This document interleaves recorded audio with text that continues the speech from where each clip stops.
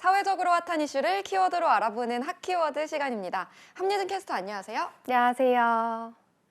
네, 고금리 시대에 여기저기서 비명이 들리는 듯한데요.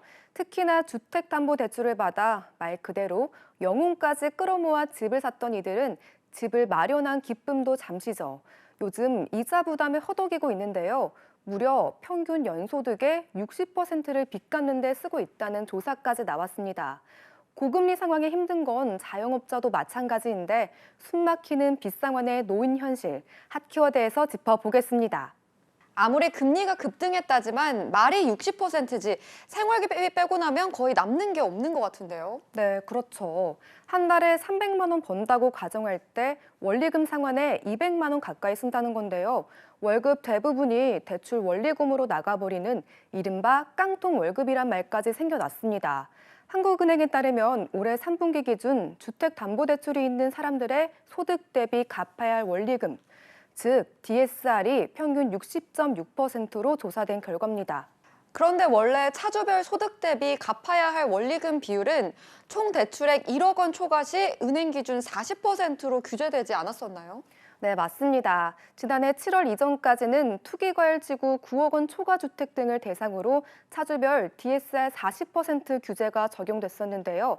집값 안정화를 위한 부동산 대책으로 올해 1월에는 총 대출액 2억 원 초과 시, 7월부터는 총 대출액 1억 원 초과 시로 범위를 넓혔습니다. 하지만 이런 규제에도 불구하고 대출 당시에는 40% 수준이었지만 금리가 올라 이자 부담이 늘어나면서 DSR이 올라간 겁니다. 주택담보대출과 신용대출 동시에 받는 소위 영끌족들은 부담이 더 커질 수밖에 없겠어요. 네, DSR이 높아질수록 영끌족들의 경제적 부담은 커지는 건 물론이고요. 차주의 부채 상환 능력 부족으로 인한 연체율 상승은 결국 금융시장 전반에도 위기를 가져올 수 있는데요. 금융당국도 이런 위기에 대비해 계속 규제를 해왔지만 금리 인상으로 인해 큰 효과를 볼 수 없었습니다. 위기 상황에서 집을 내놓아도 가격이 내려간 상황이라 대출자 100명 가운데 5명은 집을 팔아도 빚을 갚지 못할 거란 분석도 있는데요. 이렇다 보니 영끌족들의 한숨은 깊어만 갑니다. 이런 빚에 허덕이는 건 영끌족뿐만이 아니죠. 이 자영업자 대출도 계속해서 늘어나고 있는데요. 네, 코로나 이후 빚으로 버텨온 자영업자들이 한계에 직면했습니다. 지난해 들어 분기마다 두 자릿수 증가율을 기록한 자영업자 대출은 3분기에 1,000조 원을 돌파하며 사상 최대치를 기록했는데요. 코로나 이전인 2019년 4분기와 비교하면 48%나 급증한 상황입니다.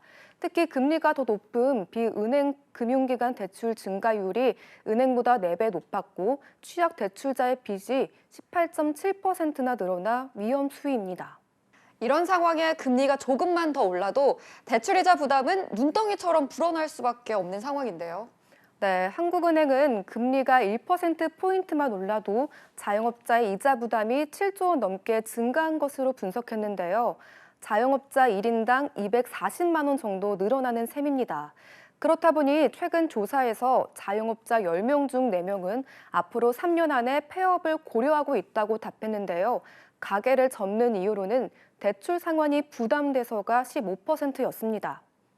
이렇게 서민의 숨통을 죄는 고금리 상황, 올해는 좀 나아질 수 있을까요? 시장에서는 현재 기준금리에서 더 오래 높은 수준에 이를 가능성이 크다고 보고 있는데요. 이창용 한국은행 총재는 기준금리의 정점을 묻는 질문에 대다수 금통위원이 연 3.5%를 제안했다고 답한 바 있습니다. 이건 역시 경제 상황이 바뀌면 언제든 바뀔 수 있다고 덧붙였는데요. 그만큼 불확실성이 높기 때문에 무엇도 명확하게 예고할 수 없다는 의미입니다. 또 전 세계적인 상황에 비춰봐도 그렇고요. 네, 내년도 고물가, 고금리 전망이 계속되고 가게든 기업이든 빚을 줄여야 할 때라는 경고가 나오고 있는데요. 서민을 옥죄는 대출 금리의 대책이 절실한 상황입니다. 지금까지 핫키워드 함예진 캐스터였습니다. 고맙습니다.